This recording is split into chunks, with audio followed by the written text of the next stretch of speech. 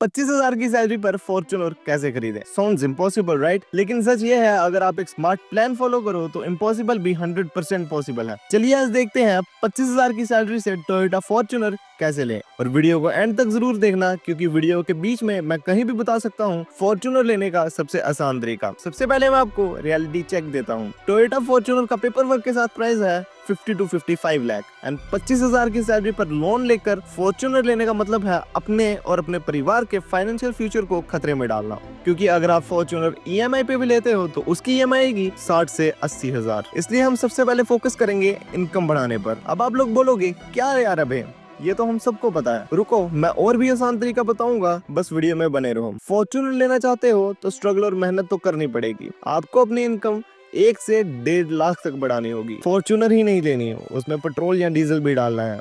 इसके लिए आप साइड हसल कर सकते हो। For example freelancing, YouTube, drop shipping या कोई डिमांडिंग स्किल जैसे डिजिटल मार्केटिंग, कोडिंग या वीडियो एडिटिंग। इन सब स्किल से आप एक अच्छी साइड हसल जनरेट कर सकते हो। अपनी स्किल अपग्रेड करो, अच्छी जॉब ढूंढो एंड हर साल 20 से 30% इनकम ग्रोथ जनरेट करो। आई नो ये लेक्चर की तरह साउंड कर रहा होगा, बट दिस इज रियलिटी। जिंदगी में किसी भी काम का कोई शॉर्टकट नहीं होता, हर एक चीज मेहनत से होती है और अपनी मेहनत से ली हुई चीज का मजा ही अलग होता है। अब आते हैं फॉर्च्यूनर लेने के सबसे आसान तरीके पर। अब जो मैं तरीका आपको बताने वाला हूँ ये सबसे आसान पर सबसे लंबा तरीका है। अगर आपका सपना है फॉर्च्यूनर लेने का तो अपनी सैलरी का 20 से 30% इन्वेस्ट करना स्टार्ट कर दो। मैं यूजुअली एडवाइस करता हूँ सैलरी का सिर्फ 20% ही इन्वेस्ट करना चाहिए एंड 20% लिक्विड फंड में रखना चाहिए। बट इस केस में इन्वेस्टमेंट कम से कम 20 से 30% रखेंगे। इस पैसे को हम इन्वेस्ट करेंगे निफ्टी 50 इंडेक्स फंड या म्यूचुअल फंड में, जिसका एवरेज रिटर्न 15 से 18% हो। अब मान लो साइड हसल करके या कोई अच्छी जॉब ढूंढकर आपकी मंथली इनकम 50,000 हो जाती है एंड 50,000 का 30% होता है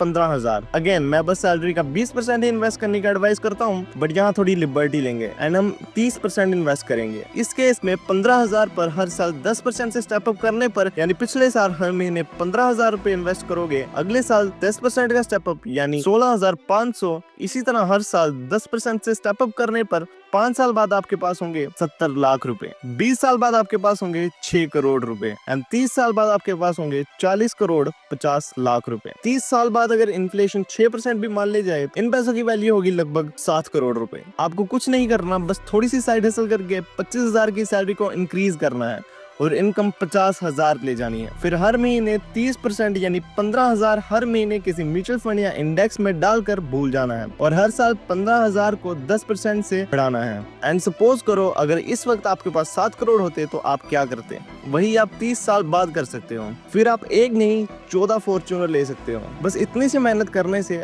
आप फॉर्च्यूनर भी ले लोगे एंड अपने बाकी बड़े सपने भी पूरे कर लोगे। बड़े सपने पूरे करने के लिए बस बड़ा पैसा नहीं कमाना पड़ता, बड़ा सोचना होता है। तो नीचे कमेंट्स में बताओ आपको ये वीडियो कैसी लगी।